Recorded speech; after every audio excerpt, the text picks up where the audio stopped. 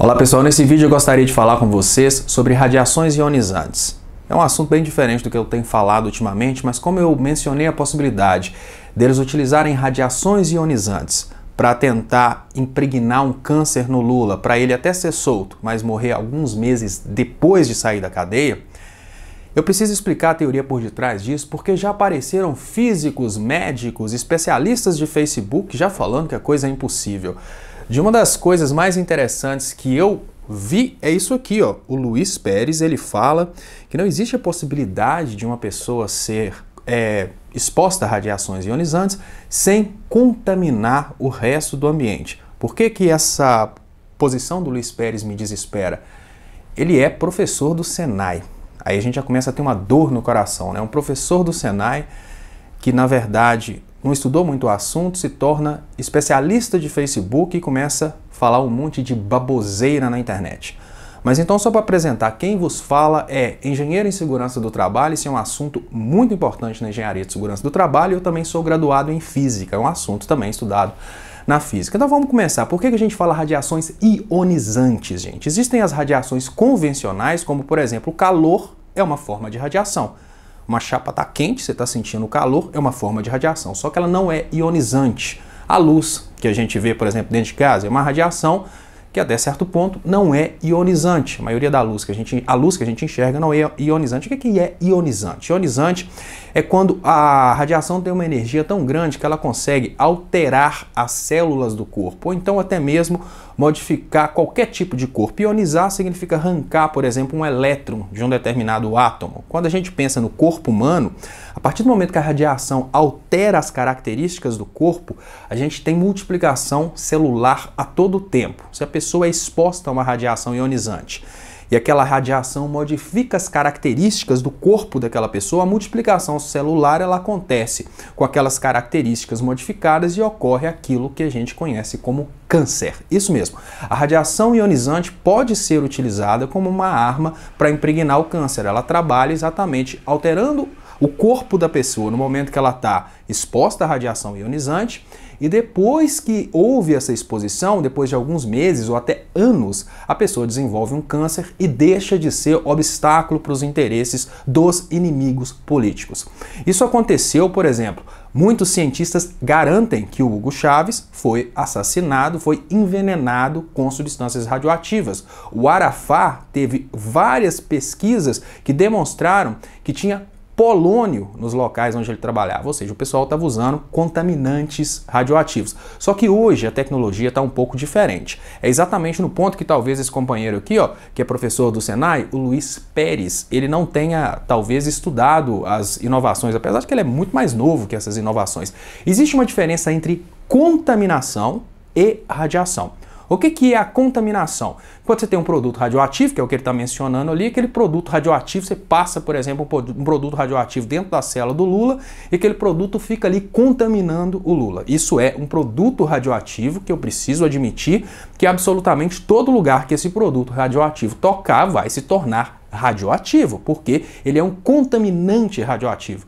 Agora, existem formas de radiação que não são contaminantes, são exatamente energias ionizantes. Uma forma muito comum de energia ionizante são os raios ultravioleta. Quando chega meio-dia, você vai tomar sol, é perigoso você ter um câncer de pele porque você está recebendo raios ultravioleta. Mas você não vai falar comigo que o chão ficou contaminado, você não pode pisar naquele chão mais, né? Da mesma forma, a gente tem o raio-x. A pessoa que está exposta constantemente ao raio-x, ela está sendo exposta a radiações ionizantes, mas no momento que você desliga o raio-x, a radiação ionizante desligou, acabou. O micro-ondas, por exemplo, é uma radiação não necessariamente em frequência ionizante, mas demonstra muito bem isso. Você colocou um negócio lá dentro, enquanto o micro-ondas está ligado, tem radiação, está aquecendo as moléculas de água, está fazendo as moléculas vibrarem, a água aquece. Você desligou, acabou.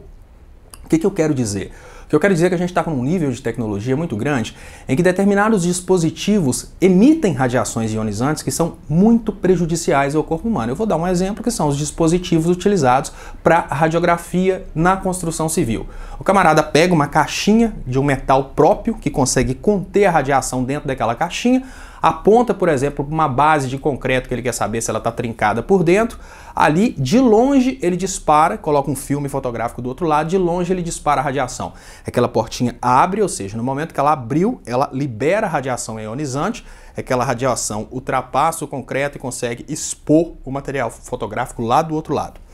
No momento que aquela coisa fecha, acabou a radiação ionizante, o cara vai lá, recolhe, o cara não morre, tá? O cara vai lá, recolhe aquilo tranquilamente, completamente o contrário do que o nosso professor de Senai disse. Ou seja, o material não fica contaminado. E onde que está o meu medo? A gente está mexendo com pessoas bilionárias, a gente está mexendo com gente que quer pré-sal, gente que quer o Brasil. Esses caras, para terem, por exemplo, condições de colocar um dispositivo que emita radiação ionizante em determinados horários, exatamente para nunca existir a possibilidade de monitoramento, esses caras conseguem. Um exemplo que eu acabei de dar, várias pessoas conhecem um dispositivo que chama raio-x. Aquilo é um dispositivo que consegue emitir radiações ionizantes. A longo prazo, aquele dispositivo poderia sim impregnar um câncer numa pessoa, tanto é que as pessoas utilizam aquelas proteções de chumbo. Agora, quando a gente pensa em dispositivo muito mais poderoso do que o raio-x, são os dispositivos utilizados na radiografia da construção civil. É um dispositivo desse tamaninho que o cara pode levar e o cara pode inclusive expor o Lula a uma radiação dessa de fora mesmo da cela dele, ou seja, na parede de cela para cela ele coloca um dispositivo desse, deixa a longo prazo exatamente para que o Lula seja ionizado, desenvolva um câncer. O que é mais importante desse vídeo? Esse vídeo não é uma aula de como funcionam as radiações ionizantes, esse vídeo não é necessariamente um tutorial para você se transformar um físico nuclear. Esse vídeo é para chamar a atenção para esse problema que é um problema sério e, mais importante, para chamar a atenção para vocês que existem retardados espalhados pela internet exatamente para tentar desfazer todas as teorias que são colocadas como possibilidades. Um deles é esse companheiro nosso aqui, que é o Luiz, que não sei como, mas se transformou em professor do Senai e fala que é impossível acontecer esse tipo de coisa. No entanto, a gente tem políticos inimigos dos Estados Unidos desenvolvendo câncer de uma hora para outra e depois os cientistas vão lá e encontram material radioativo. Hoje já não precisa nem mais ter material radioativo dentro da célula. Hoje basta utilizar o estado da técnica, a tecnologia atual e ionizar os inimigos políticos utilizando equipamentos até mesmo fora da célula. Então é um assunto sim muito importante, é uma coisa perigosa porque eles não estão tentando simplesmente agora prender o Lula por causa de corrupção. A gente sabe que o problema é político, a gente sabe que a intenção de manter o Lula preso é manter a ideologia dele longe do governo, longe da presidência. O que eles querem manter é a possibilidade de vender tudo, uma possibilidade de vender tudo que o Lula reverteria. Então existe sim a possibilidade deles não envenenarem o Lula para ele morrer imediatamente, porque isso causaria um caos popular muito grande, mas criar uma situação para depois falar que foi morte natural, assim como muita gente acredita, por exemplo, que o Hugo Chávez foi morte natural, tem muita gente que acredita que o Arafat foi morte natural, assim como vários políticos que morrem misteriosamente de acidente de avião, ou até mesmo de câncer. Então vamos começar a pensar um pouco além dos limites da nossa própria ignorância. Tem muita gente que acha que conhece tudo que existe na humanidade e não é bem assim. Então, companheiro, na hora que tudo bem, você não precisa ser a favor do Lula, seu amigo Luiz Pérez, você não precisa ser uma pessoa a favor do PT, mas pelo menos a favor daquilo que você dá aula. Se você dá aula no Senai, pelo menos respeite aquilo que você ensina. Você não precisa falar mentira para a população porque você não concorda com um determinado político. Por favor, seja honesto, pelo menos no que diz respeito à ciência. A gente já está cheio de economistas de Facebook, agora ter físicos e engenheiros de segurança de trabalho também de Facebook é muito feio, né? Daqui a pouco vão montar aí a escola austríaca de física ou então a escola austríaca de segurança do trabalho, dentro das quais não vão existir mais as radiações ionizantes. Isso é muito feio. Muito obrigado, pessoal, e até mais.